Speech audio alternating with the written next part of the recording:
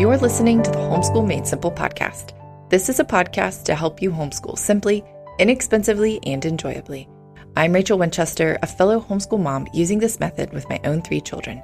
This week, we are going back in time to continue my conversation with Hanni Go about the truths she remembers to let go of fear and grow in confidence as she homeschools her 4 children.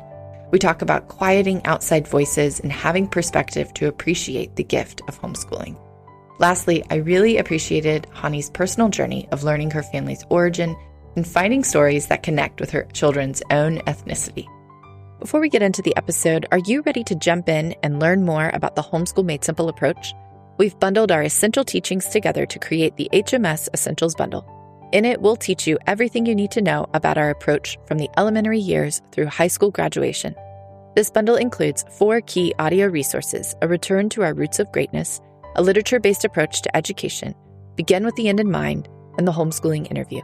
The HMS Essentials Bundle will help you set a solid foundation for homeschooling simply, inexpensively, and enjoyably in every season of life. And the more than 20 pages of book lists will point you toward the resources that we love most. Use coupon code PODCAST at checkout to receive 15% off your order. Visit our online store, homeschoolmadesimple.net/store to get the HMS Essentials Bundle today. Now let's get into the episode. So after you went to the seminar earlier this year, you came home and you wrote down a little list of things you wanted to remember and not forget. And you sent the list to me. There were several points that made like comparisons with and kind of revealed that you were comparing your kids with public school kids or other people, taught to pass the test, what others are doing, behind or different from public school kids. So maybe you could speak about that a little bit. Yeah, I mean, I think being at Carole's seminar really helped me see like, oh, I am living in fear that I'm like behind or I'm somehow failing my kids. And, when Carole said like, I felt like how sometimes you're listening to something and it just feels like all of a sudden it's like the world stops and you're like, that was for me when she said like, stop listening to all these influencers who haven't even raised their children yet. That's the hardship of the world we live in with social media and Pinterest and Instagram is like we have insights into what everyone else is doing. But half of these people are younger than me and have children younger than me. And I'm worrying that I'm not, being as creative or whatever. And when JJ said in the seminar, he was like, why are we comparing ourselves to the Joneses? Like the Joneses aren't reading. Like I just read an article. No, that's not true, right? Public school kids, a lot of them are reading, and there are plenty of homeschool parents who are prioritizing reading aloud. And so I don't want to feel like I'm going bad on public schools, but the public schools are not, their goal is to not enrich kids with great literature and make them love books. Like teachers may love that, but they can't teach like that anymore. I think there's plenty of teachers that wish they could. So yeah, I feel like I went off Instagram all summer. I unfollowed a ton of people. I pretty much just listened to Carole's podcast and I listened to the Read Aloud Revival podcast because I feel like Sarah's philosophy fits pretty well with Carole's. She always makes me feel like I should be doing less, not more.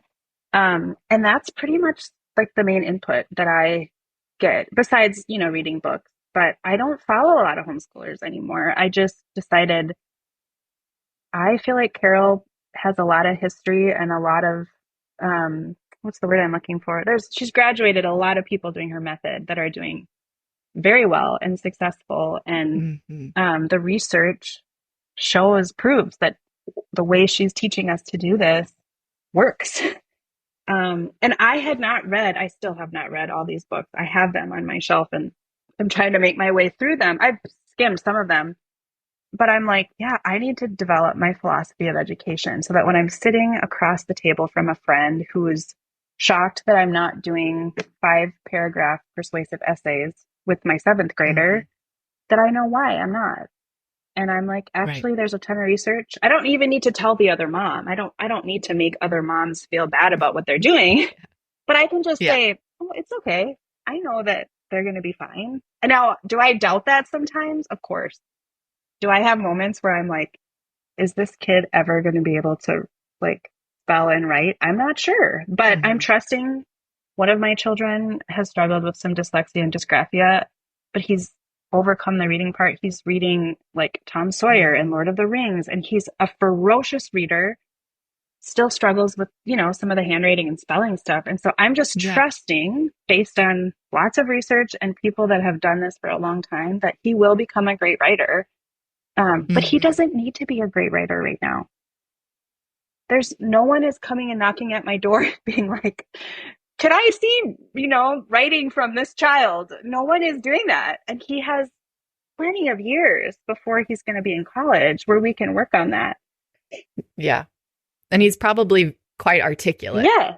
And so I'm just trusting that so many of these, people who've, like Carole, who've been doing this for years, to just trust the process. And again, do I have Mhm. moments where I fear? Yes. Do I have moments where I'm like, Mhm. I'm not sure about this? Yes.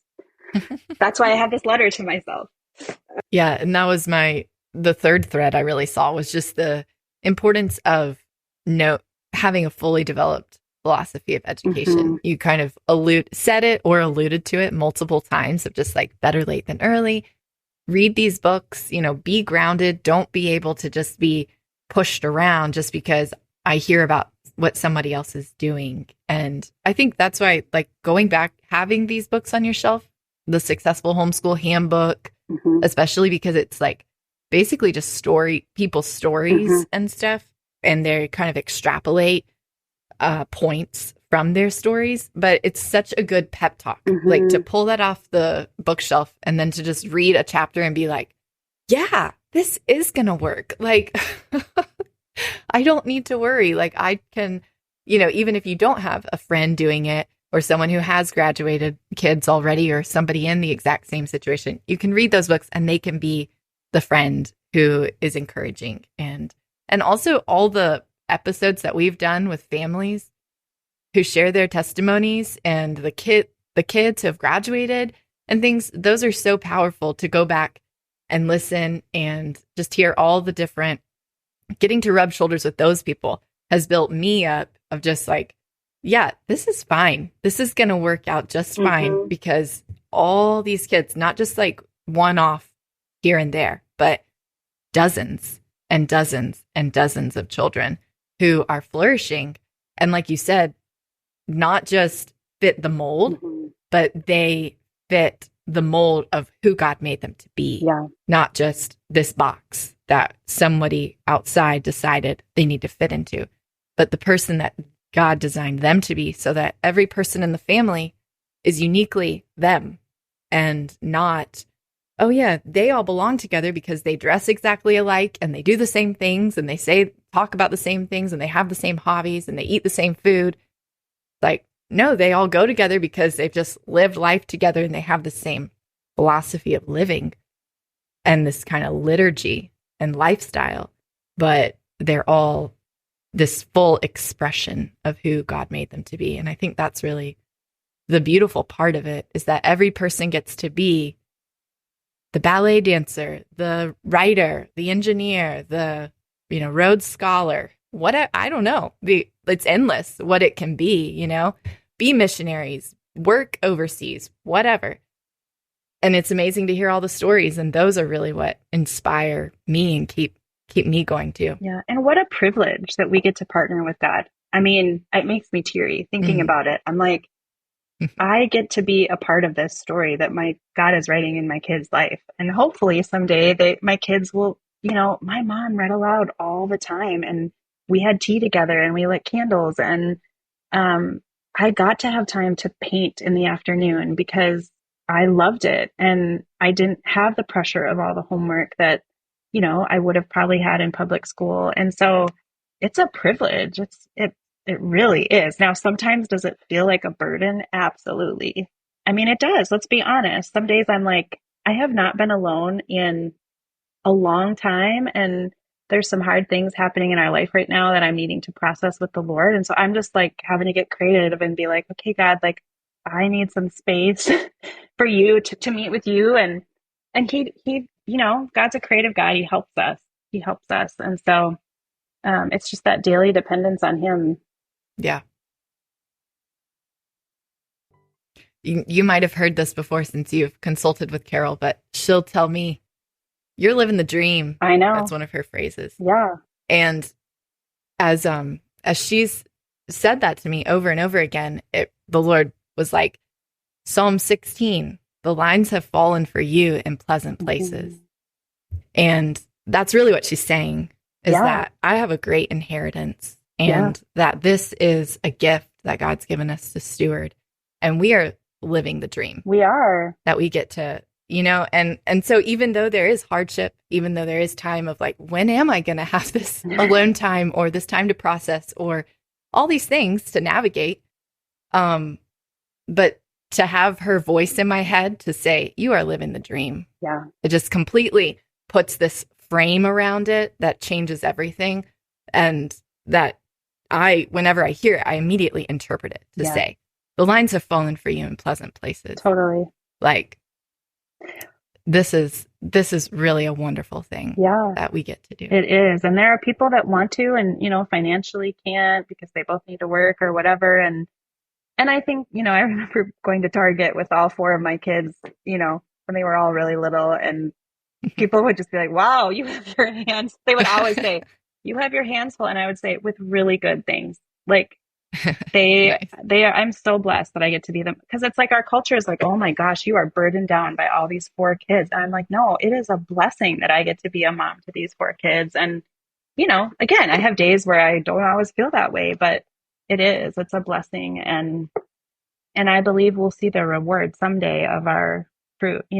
Sarah McKenzie from Read All in Revival, she always says, like, you can't pull the fruit, the plant that's growing, can't pull it out to see if it's growing. Like, it takes faith. It takes faith in God to trust that what we're doing is working. Mm-hmm. I love that. You said that your husband's Asian and you're Norwegian. Yes. So maybe what have been some of the specific challenges that you've faced, I guess, as you raise biracial children and are trying to kind of meld those ethnicities together in your home? I guess I have wanted my kids. We live in a pretty diverse area, actually. And so I don't think they necessarily feel the difference. And they're growing up in an age where a lot of kids have biracial parents or whatever.